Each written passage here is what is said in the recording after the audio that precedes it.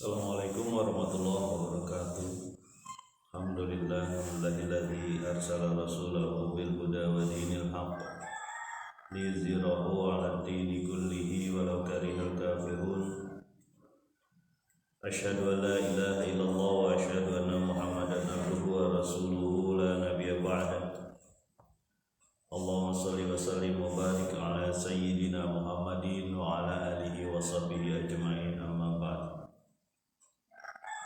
Ayyuhan nas ittaqullaha haqqa tuqatih wa la tamutunna illa wa antum muslimun. Shadaqallahu wa shadaqa rasul karim. Alhamdulillahi rabbil alamin. Jamaah kampung takwa astagfirullahaladzim.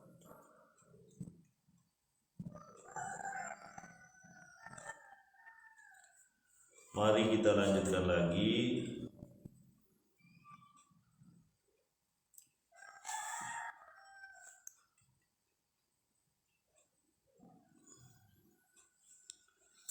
masih di surat Luqman.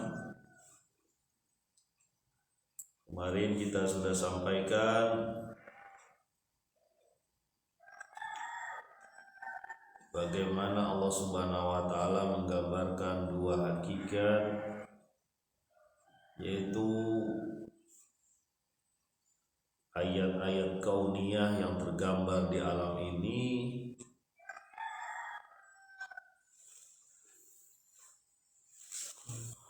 Allah memasukkan malam ke dalam siang dan memasukkan siang ke dalam malam, dan menggerakkan atau menjalankan matahari dan bulan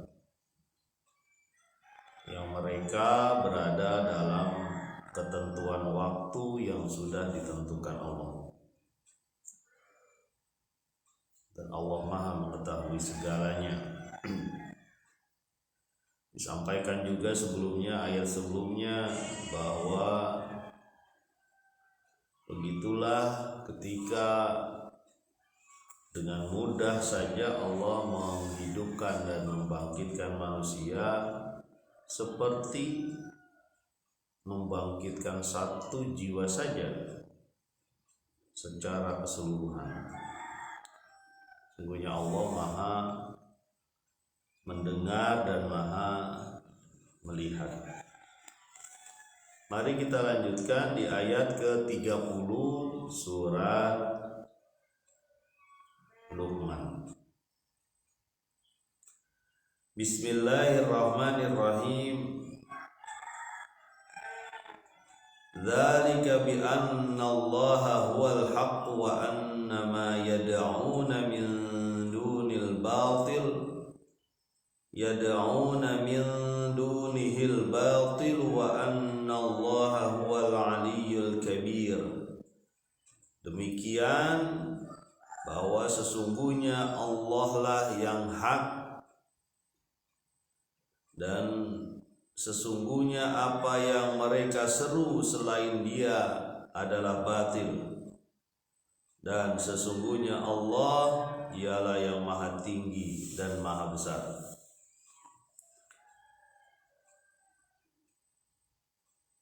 Kenapa Allah Subhanahu wa taala menggambarkan bagaimana langit, bagaimana malam dimasukkan ke dalam siang, siang dimasukkan ke dalam malam, dan menggerakkan dua benda langit yang begitu besar, yaitu bulan dan matahari? Salah satunya adalah digunakan untuk dalil, ya, untuk pembuktian bahwa begitulah Allah, Dialah yang hak yang mengendalikan. Seolah-olah digambarkan bahwa apa yang terlihat nyata di mata disatukan dengan kegaiban. Matahari, bulan kan terlihat nyata, siang dan malam Dia rasakan, manusia rasakan. Maka begitulah Allah yang hak, Allah yang benar. Sementara selain dia, yang diseru selain dia itu batil. Apa sih batil itu? Palsu, ya. Bohong. Apa saja yang diseru selain Allah itu palsu, bohong, pudar, punah, punya awal, ya. Pasti ada akhirnya. Sesuatu yang diseru selain Allah. Sementara Allah tidak. Dialah Allah yang menggerakkan siang malam. Dialah Allah yang menggerakkan matahari dan bulan. Dua hakikat itu, ya, menguatkan atau mendukung hakikat yang disebutkan dalam ayat ini, yaitu Allah lah yang hak. Yang lain batil. Ya.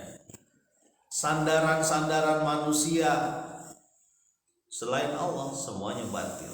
Manusia menyandarkan pada apa misalnya? Pada kekuasaan. Ya. Siapa itu? Orang-orang pengikut Fir'aun wa malaihi. Ya. Dia menyandarkan kepada manusia yang namanya Fir'aun. Batil sekuat apapun dia. Ya. Sebengis apapun dia. Tetap batil. Ada gak orang-orang kayak gitu sekarang? Ada. Ya. Ada orang-orang yang menyandarkan dirinya pada kekuasaan dengan cara yang gak benar. Walaupun kekuasaan itu berusaha maksiat atau berusaha untuk menghancurkan negeri ini, dia tetap bersandar. Ya. Itu batil. Ada yang menyandarkan diri pada kekayaan, kemewahan dunia, ya. Kekayaan dan kemewahan dunia, nggak bahagia, ya. Kita lihat ada seseorang artis atau selebritis, semuanya dia punya, kekayaan dia punya, ya, rupa juga dia punya. Akhirnya dia ketangkep lagi begitu, ya. Jadi nggak bisa diukur tuh kekayaan tuh menjadi kebahagiaan, enggak, ya. Jadi Allah Subhanahu wa taala yang hak, sisanya batil. Ya. Ada gak yang bersandar kepada rupa atau kecantikan? Ya. Ada di zaman Nabi itu. Ada yang menolak berjuang di jalan Allah. Apa alasannya? Maaf ya Nabi, saya gak tahan ngelihat wanita bule, ngelihat wanita pirang. Ya waktu itu sama Romawi kalau nggak salah. Dia nggak mau. Akhirnya dia tidak jadi ikut berjuang jalan. Jadi tetap ada yang kayak gitu, dan itu batil semua. Ya. Ada yang bertahan pada tradisi, ya. Tradisi waktu zaman jadul, ya. Padahal itu batil. Padahal mungkin waktu dulu zaman jadul itu dia menyembah setan, menyembah nafsu, ya. Semuanya batil. Yang hak adalah Allah Subhanahu wa taala yang bisa menggerakkan malam ke siang, siang ke malam, langit bumi, matahari bulan. Wa anna Allaha huwal aliyyul kabir, dan sungguhnya Allah maha tinggi dan maha besar. Kita agak sulit menggambarkan maha tinggi dan maha besar karena kita rasakan. Ya, kita rasakan bagaimana Allah itu maha tinggi dan maha besar.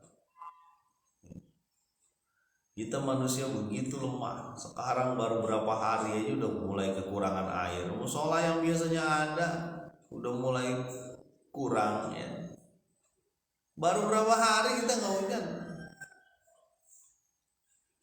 Betapa kita lemah di hadapan satu makhluk Allah yang namanya air. Ya. Sebelumnya kita suratul Fatihah buat saudara kita Pak Ganda ya, menghadap Allah lebih dulu. Fatihah. A'udzubillahi minasyaitonir rajim. Bismillahirrahmanirrahim. Alhamdulillahirabbil alamin arrahmanir rahim maliki yaumiddin. Iyyaka na'budu wa iyyaka nasta'in ihdinas siratal mustaqim siratal ladzina an'amta 'alaihim ghairil maghdubi 'alaihim waladdallin. Semoga Allah menerima amalnya sehingga selamat nanti di alam kubur dan akhirat insyaallah. Baganda adalah insyaallah baik, sering ke masjid, di musola gitu ya. Mudah-mudahan jadi pengalaman buat kita. Jamaah Kampung Taqwa Asdan rahimakumullah. Wa anna Allaha huwal aliyyul kabir. Allah lah yang maha tinggi dan maha besar ya. Betapa kita manusia begitu lemah dan betapa manusia begitu sombong untuk tidak taat pada Allah. Semuanya Allah beri.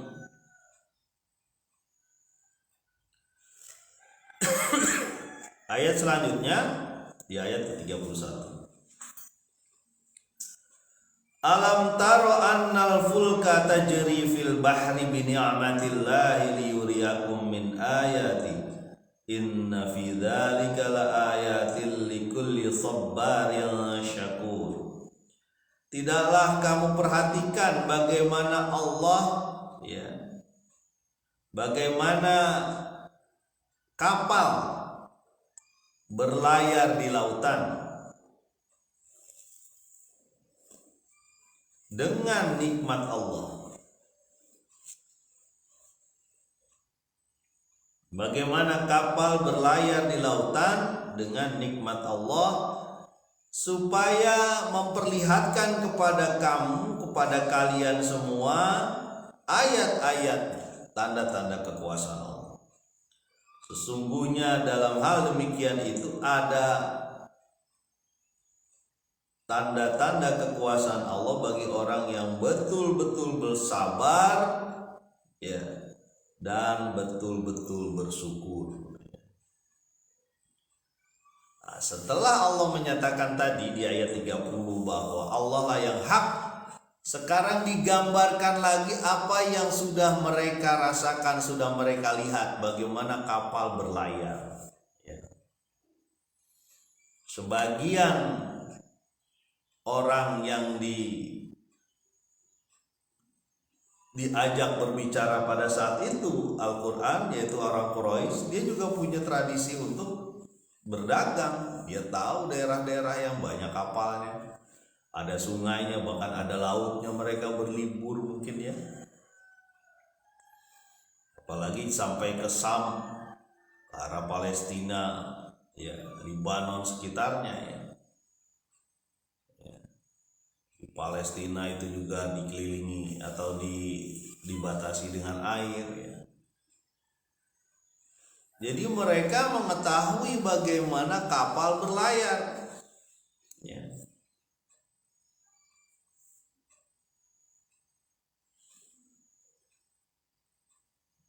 Tajri fil bahr bi ni'matillah, dengan nikmat dari Allah ya.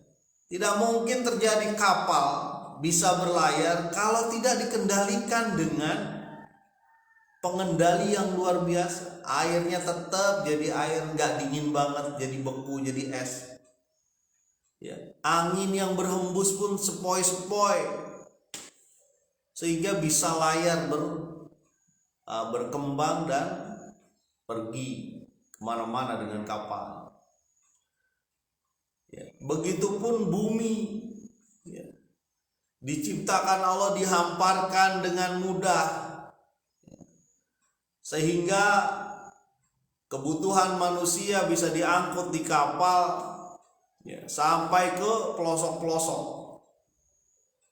ya. Nggak cuma manusia, karena nggak cuma barang, manusia juga dikirim ke sana ke sini lewat kapal. Ya, begitupun pengendalian udara, angin, termasuk matahari, sinarnya yang datang, membuat kapal bisa berlayar.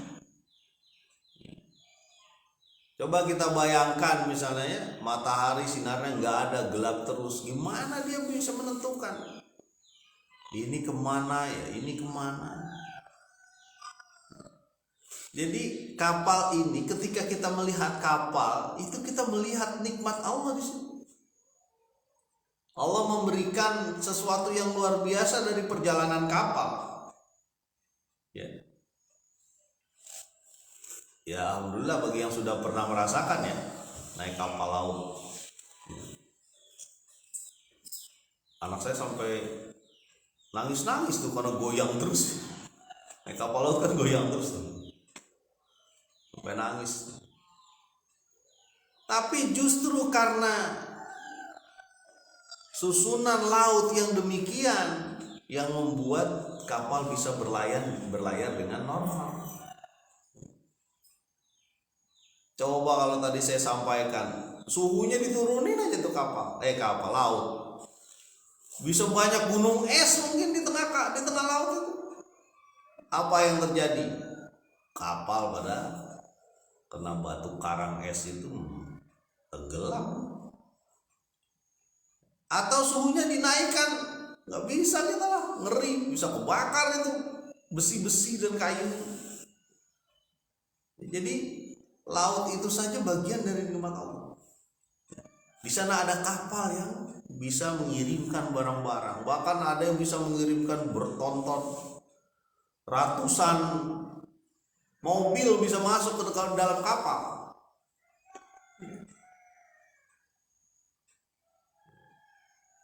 Ekspor yang terjadi, ya contohnya ya misalnya minyak sawit itu kan pakai kapal, dan itu kebutuhan pokok. Pakai pesawat udara duitnya mahal banget ya. Kebutuhan pokok manusia itu dikirim ke sana ke sini itu lewat kapal. Termasuk tempe, ya, ada kedelai. Nggak mungkin pakai pesawat udara, enggak. Pasti lewat kapal berbulan-bulan begini. Jadi itu nikmat Allah itu, bagaimana kapal itu bisa bergerak, berjalan. Pak, kalau sekarang kan udah nggak ada kapal layar, ada juga sebagian yang pakai. Tapi walaupun pakai kapal mesin, baling-balingnya itu nggak bisa bergerak kalau dingin, kalau airnya beku, nggak bisa. Ya. Terjadi perputaran yang luar biasa, perputaran air situ di kapal. Makanya itu nikmat Allah. Ya. Ini digambarkan lagi nih, bagaimana Allah itu hak, Allah itu benar, yang lain itu batil. Dan dia mengendalikan salah satu hal yang ada di depan mata kita, diantaranya adalah kapal. Liyuriyakum min ayati, supaya dikenalkan, diperlihatkan kepada kalian semua, kepada kita manusia, tanda-tanda kekuasaan Allah. Kapal yang berjalan, tanda-tanda kekuasaan. Inna fi dzalika laayatil likulli sabarin syakur. Sungguhnya hal ini adalah tanda-tanda kekuasaan Allah bagi orang yang betul-betul sabar, betul-betul syukur. Ya. Sabar banget dan syukur banget. Kenapa? Sabar dalam ikut jalan Allah Subhanahu wa taala. Sabar. Dan bersyukur. Karena memang jalan Allah Subhanahu wa taala perlu ujian. Jalan setan aja ada ujiannya. Ya. Jalan Allah tuh perlu ujian, tapi jangan dibandingin ya. Wah, ini kerajaan Allah, kerajaan setan. Enggak ada setan itu. Ya. Makhluk Allah. Dia tergantung dari kekuasaan Allah.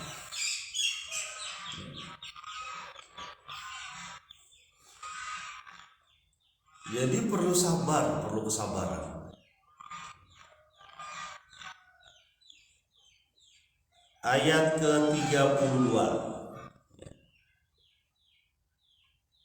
Wa idza ghasyiyahum maujun kadzulali da'allaha mukhlishina lahud-din falamma najjahum ilal barri faminhum muqtasid wa ma yajhadu bi ayatina illa kullu khattarin kafur. Dan ketika mereka digulung ombak, ya, maujun, ombak, kazulali, seperti gunung, mereka menyeru, meminta kepada Allah dengan sebenar-benarnya keikhlasan pada agama ini.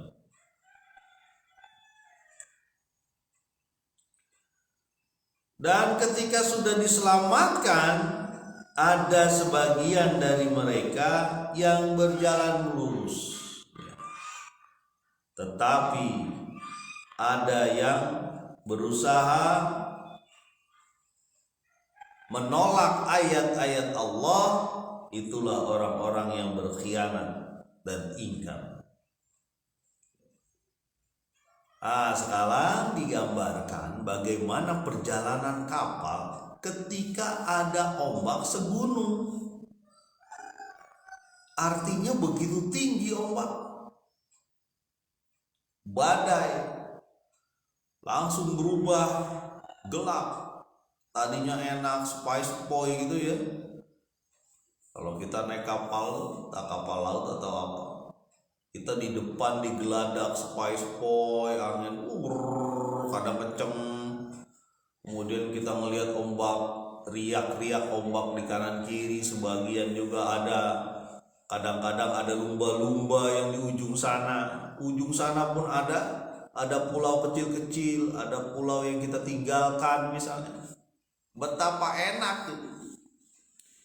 Tapi jangan salah bahwa lautan, ya, juga mengandung badai, atau bisa saja menciptakan badai, atau dengan kondisi tertentu, angin dan sebagainya, ada badai yang bisa mengangkat air laut seperti gunung. Artinya seperti gunung, mungkin dilihatnya bisa sampai 15 meter mungkin di laut itu. Bergoncang kapal itu langsung, bergoyang ke sana, bergoyang sini, isinya tumpah ke kanan ke kiri. Langit berubah langsung jadi gelap. Awan menutupi cahaya sinar matahari, sehingga begitu gelap, ditambah dengan gelombang seperti jibal, seperti gunung. Ya. Da'allaha, mereka minta semau, mukhlisin, dengan ikhlas. Ketika fitrahnya timbul, fitrah manusia itu kan mengharap Allah. Fitrah manusia itu bersandar pada Allah. Ketika sudah tidak ada lagi yang bisa menyelamatkan dia, minta sama Allah, ya Allah, tolong selamatkan kami dari badai. Ya. Selamatkan kami dari ujian ini. Kami pasti akan menyembah Engkau, tidak menyembah yang lain. Tidak mau kita mengambil hal-hal lain, hanya kepada Engkau saja. Tolong ya Allah, selamatkan kami. Kami tak sanggup melihat badai demikian. Kapal kami goyang ke sana ke sini. Kami pun harus berpegangan di pintu, di bangku. Ya Allah, tolong selamatkan kami. Mirip banget tuh sama orang-orang yang mendekati Allah ketika ada bencana, habis itu lupa. Mendekati Allah ketika lagi sulit, setelah itu bye-bye.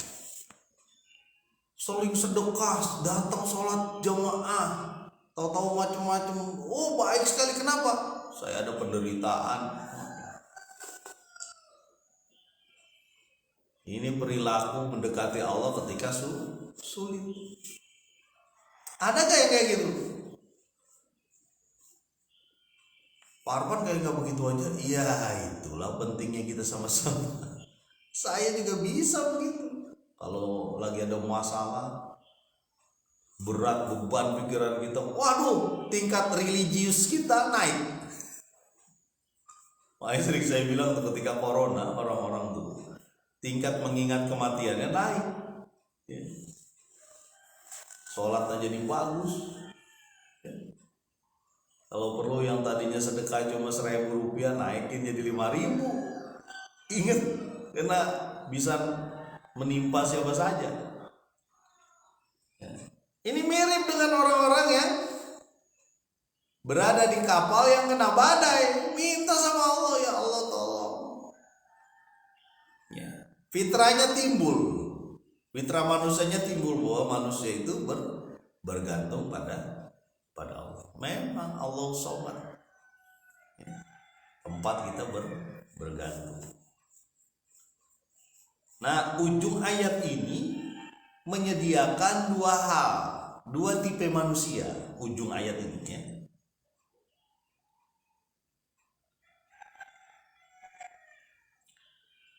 Falamma najjahum ilal barri faminhum muqtasid. Maka ketika mereka diselamatkan menuju daratan, ya. Faminhum muqtasid. Di antara mereka ada yang berjalan lurus. Artinya berjalan lurus apa? Tetap taat pada Allah. Ya. Orang-orang ini ketika sulit dan tidak sulit tetap ingat Allah. Ya. Sama ujiannya dengan ketika bahagia. Karena bahagia pun ujian. Ketika kaya pun ujian, sama berbahayanya kalau kita lalai. Kita punya duit dan tak punya duit itu sama-sama ujian. Ya. Banyak orang yang selamat ketika tak punya duit karena nggak bisa untuk melakukan apa-apa, nggak punya duit kan. Tapi banyak orang yang jatuh ketika punya duit. Benar nggak? Iya. Tinggal tunjuk sana, tunjuk sini. Saya mau ini, saya mau itu. Pernah kayak saya sampaikan itu salah satu teman saya, masih ingat mungkin teman-teman. Kalau pengusaha emas Pongkor datang ke salah satu, ini saya sebut ya, karena memang yang paling dekat kita emas Pongkor nih. Salah satu pengusaha emas Pongkor datang ke furniture gitu, ya. Dia tinggal nunjuk tuh, ya. Siapa? Dia tinggal nunjuk aja, loh saya yang ini. Berapa harganya? Nah, bawa. Saya yang ini. Berapa harganya? Bawa. Jadi pengusaha furniture ini, toko furniture ini senang banget tuh kalau lagi ada orang Pongkor datang tuh. Oh, Pak Mama nih yang sering ke Pongkor. Bisa cerita tuh. Jadi dia datang, toko teman saya tuh di Loji waktu itu. Dia pengen apa? Tinggal, oh saya mau lemari yang ini. Berapa harganya? 15 juta. Bawa. Ini, bawa. Itu ujiannya jauh lebih berat dibanding kita yang punya duit itu. Karena semua bisa dibeli. Ya, semua bisa dibeli. Termasuk hukum pun bisa dibeli. Bisa. Ada orang yang gampang aja mempermainkan hukum, ya. Sampai disebutin imam yang adil itu kan memang berat ya. Hakim kan masuk neraka kecuali yang satu. Ya, kata Nabi, hakim tuh masuk neraka kecuali yang satu. Yang pertama dia bodoh, dia nggak ngerti apa-apa, dia putuskan. Itu hakim yang bodoh. Itu masuk neraka tuh bahaya. Makanya perlu pengetahuan. Yang kedua, hakim yang tahu dia benar, tapi dia putuskan dengan cara yang salah atau dia putuskan salah, dia masuk neraka. Yang benar dia tahu, dia punya ilmunya, dia putuskan dengan benar. Hakim itu gitu. Makanya berat jadi hakim. Ya. Ini surat Luqman ini disebut Luqmanul Hakim, Luqman yang bijaksana, ya. Kebijakan. Jadi cerita tadi itu mengenai ada orang-orang yang berat juga ketika dia punya kekayaan. Ya. Dia pikir kebahagiaan bisa dibeli dengan uang. Kalau benar begitu, mungkin yang paling bahagia Korun lah di dunia ini. Bahagia lah, gimana gak bahagia? Apa namanya? Gudangnya aja banyak banget, kuncinya aja harus diangkat sama orang-orang berkarung-karung, mungkin itu kuncinya doang. Nggak kebayang. Saya dulu waktu kecil itu kadang itu baca buku, salah satu buku komik, dia punya gudang uang dan dia sering berenang di uang itu satu gudangnya dia. Saya nggak kebayang kalau Korun, ya. Mungkin ribuan gudangnya, tapi memang kekayaan itu bisa menipu. Coba sekarang, ya, ada salah satu supermarket yang tutup. Kalau kita masuk ke supermarket itu kesannya kita jadi orang kaya, karena mewah-mewah kan. Harganya juga bisa beda ketika masuk ke situ. Sekarang tutup. Coba tuh, itulah kekayaan. Ya, lebih baik ya kita biasa-biasa saja lah. Pak, berarti nggak boleh kaya? Boleh, asal kayanya zakat, kayanya sedekah juga. Ingat sama orang. Yang kita makan dan kita infakkan itu aja lah harta kita. Ya, jangan sampai udah di kerongkongan baru dibagi-bagi. Itu kata Nabi begitu. Jadi nyawa sudah di kerongkongan, baru dia bilang harta ini buat sedekah ke sono, harta ini buat sana. Itu bukan milik dia lagi, milik ahli warisnya, selesai. Jadi kita perlu berhati-hati, karena ujian kekayaan itu sama beratnya dengan ujian kemiskinan. Jadi yang sekarang miskin itu lebih sedikit nanti hisapnya. Ya. Yang sekarang sudah meninggal nih, teman-teman kita yang sudah meninggal sekarang, itu hisapnya mungkin lebih sedikit dibanding kita. Gimana mau dihisap? Barang di rumahnya juga segitu-segitu aja. Paling sebentar, anggaplah 2-3 jam ditanya-tanya udah tahu selesai, ketahuan dia benar atau enggak.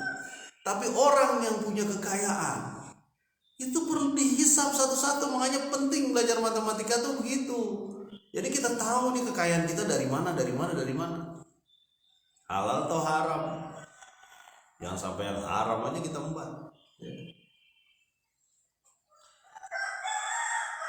Nah, ujung ayat terakhirnya, wa ma yajhadu bi ayatina illa kullu khattarin kafur. Dan siapa yang mendebat, berusaha tidak mau terhadap ayat-ayat kami, kata Allah, maka itulah orang-orang yang khattarin, berkhianat, ya, tidak setia, kafur, sangat ingkar. Ada orang-orang yang setelah diselamatkan dia juga ingkar. Setelah selamat dari ujian-ujian dia, Allah selamatkan, dia ingkar, dia kembali lagi. Naudzubillah, mudah-mudahan kita tidak seperti itu, ya, dan mendapatkan manfaat dari ayat-ayat Allah yang digambar. Matahari, bulan, siang, malam, kapal yang berlayar, laut yang terus-menerus tidak pernah beku, ya. Atau tidak pernah menjadi air panas tuh laut. Nggak kebayang kalau air panas tuh laut, nggak ada yang bisa hidup di sana. Itulah kekuasaan Allah yang mudah-mudahan bermanfaat. Subhanakallahumma wa bihamdika, asyhadu an la ilaha illa anta, astaghfiruka wa atubu ilaik. Assalamualaikum warahmatullahi wabarakatuh. Waalaikumsalam.